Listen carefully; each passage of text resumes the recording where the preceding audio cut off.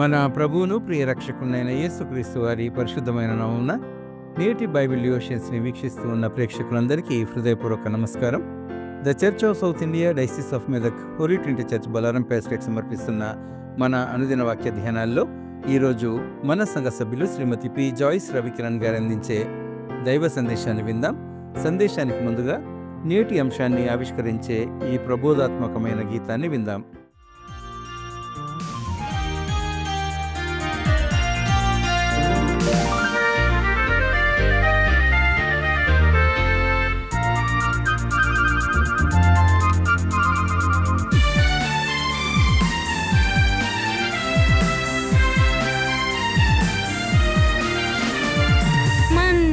చీడని గొర్రెలెన్నో కోట్ల కొలదిగా కలవు ఇలా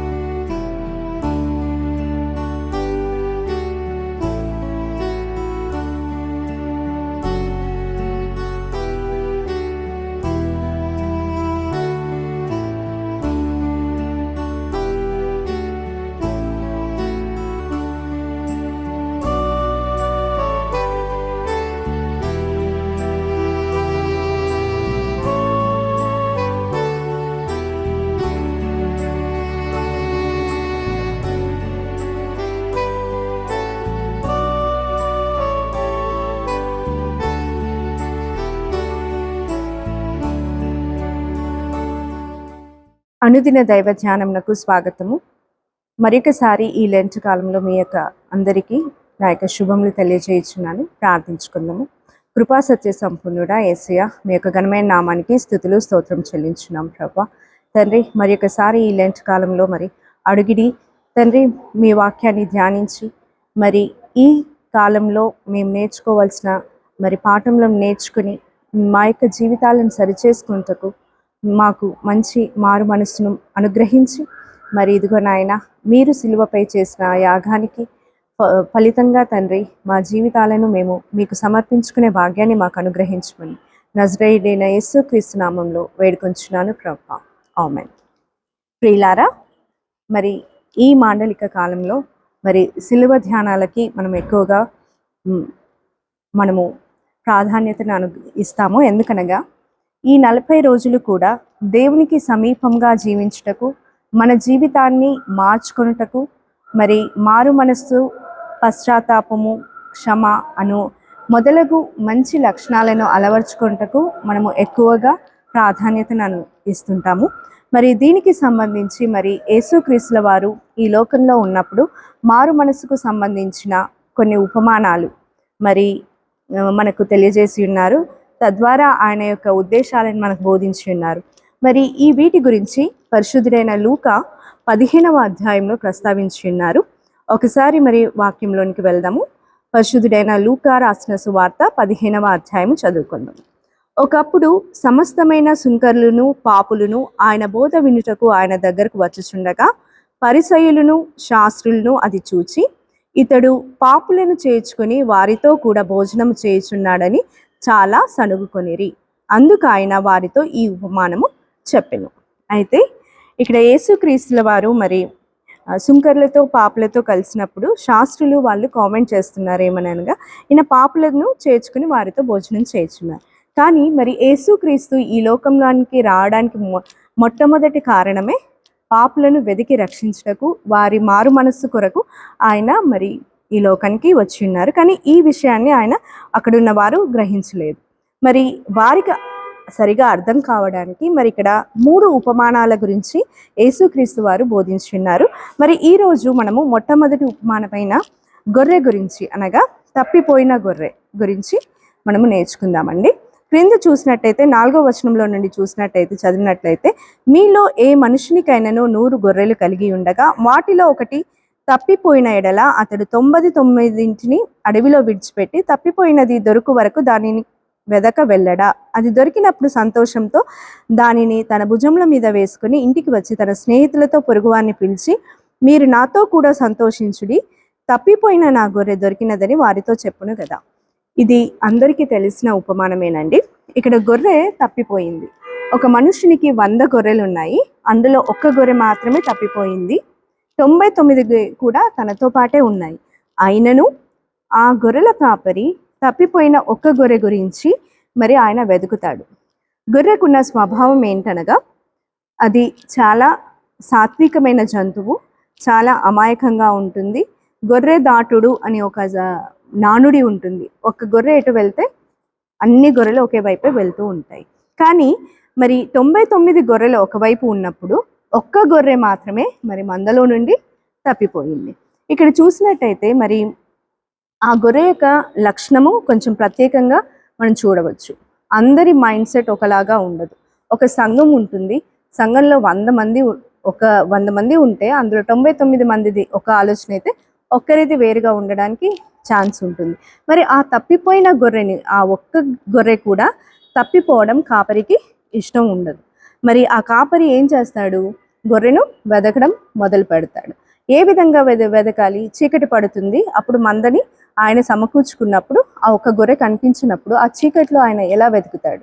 ఇక్కడ చూసినట్టయితే ఈ గొర్రె అన్నది మందలో నుండి బయటికి వెళ్ళిపోయింది. అది గొర్రె యొక్క తప్పిదం అనుకోవచ్చు మనం. ఎందుకనగా ఇక్కడ అన్ని గొర్రెలతో పాటు ఉండకుండా అది తన సొంత నిర్ణయం తీసుకుని అది వెళ్ళిపోవడం వల్ల అది మార్గం తప్పింది. అక్కడ గొర్రెల కాపరి తను ఏమాత్రం కూడా తనపై కోప్పడకుండా తను వెతకడానికి వెళ్ళాడు. అయితే ఇక్కడ గొర్రెల కాపరి సాధారణంగా మనం చూసినట్టయితే ఎలా వెతుకుతుంటాడంటే, తన స్వరముతో గొర్రెల్ని పిలుస్తుంటాడు.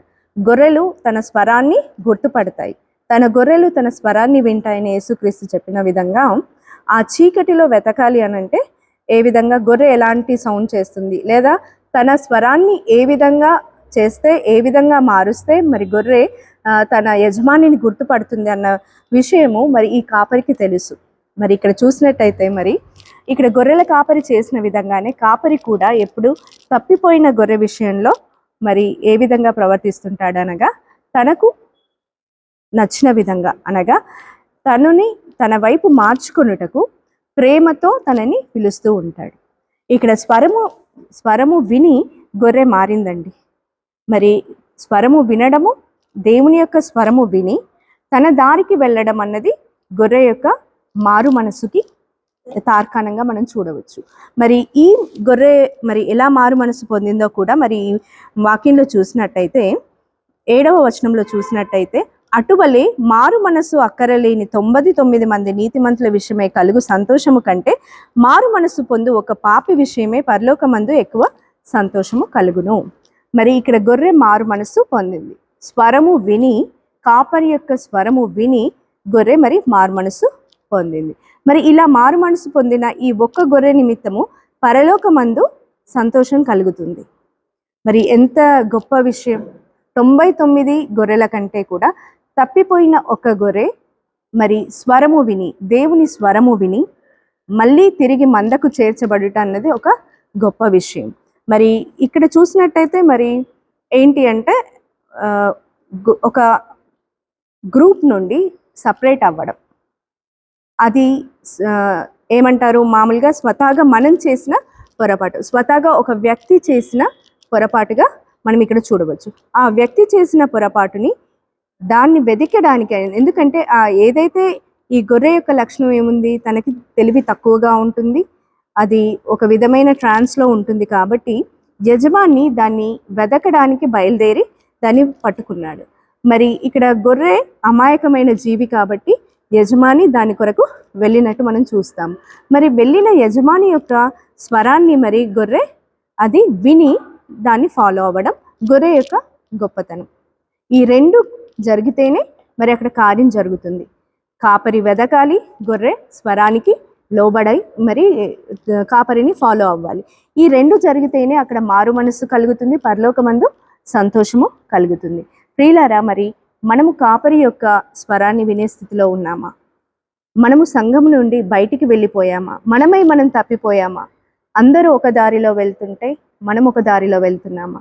మరి కాపరి స్వరాన్ని విని, అనగా ఇక్కడ దేవుని స్వరాన్ని విని, లేదా మరి ఆయన చూపిన ఆజ్ఞలను మీరకుండా ఆజ్ఞలను మనము మీరి ఎలా ప్రవర్తిస్తున్నాం? మంద నుండి వేరుపడ్డప్పుడు మరి మన యొక్క పరిస్థితి ఏ విధంగా ఉంటుంది? ఒంటరి జీవితాన్ని కలిగి ఉంటాం, ఎన్నో బాధలను మనము అనుభవిస్తూ ఉంటాం. కాబట్టి సంఘముతో అంటుకట్టబడి ఉండడం వల్ల మనము ఎంతో బలపడి ఉంటాము. కాబట్టి చాలామంది అనుకుంటారు ఇళ్ళలో వర్షిప్ చేసుకోవచ్చు, ఆన్లైన్లో వర్షిప్ చేసుకోవచ్చు. అది కాదండి, సంఘముతో కట్టబడి ఉండాలి.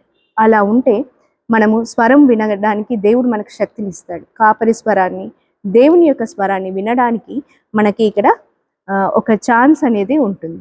కాబట్టి ప్రియులారా, మరి మారు మనస్సు పొందుటకు దేవుని స్వరాన్ని వినడం అన్నది దేవుడు ఎప్పుడు కూడా మెల్లనైన స్వరంతో మాట్లాడతాడు, లేదా తన వాక్యంతో మాట్లాడతాడు, లేదా కాపర్ల ద్వారా, బోధకుల ద్వారా మాట్లాడుతూ ఉంటాడు. ఆ స్వరాన్ని మనం గ్రహించి ఈ విషయం నా కొరకే, ఈ బోధింపబడ్డ విషయం నా కొరకే అని మనం ఎప్పుడైతే గ్రహించి మారు మనస్సు పొందుతామో అప్పుడు మన విషయమే పరలోకమందు దేవుడు సంతోషిస్తాడు. ఈ వాక్యాన్ని దేవుడు దీవించును గాక.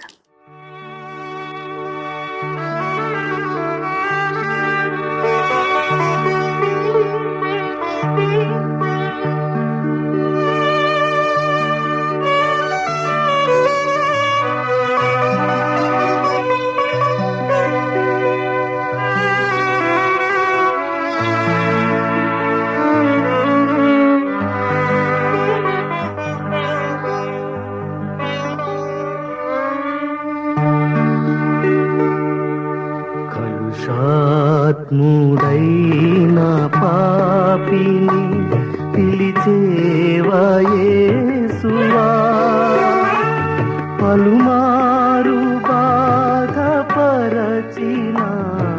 పిలిచేవు మానక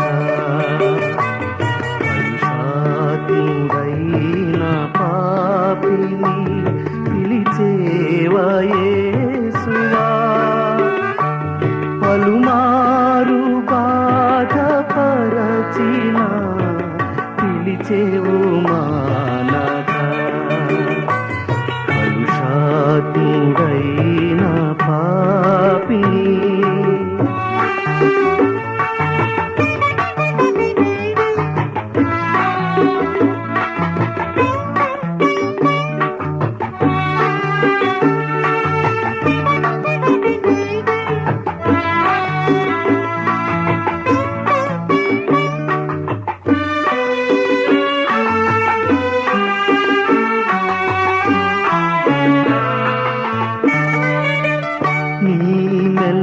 మెల్లనైన స్వరముతో దినమెల్ల పిలుతూ నీ మెల్లనైన స్వరముతో దినమెల్ల పిలుతూ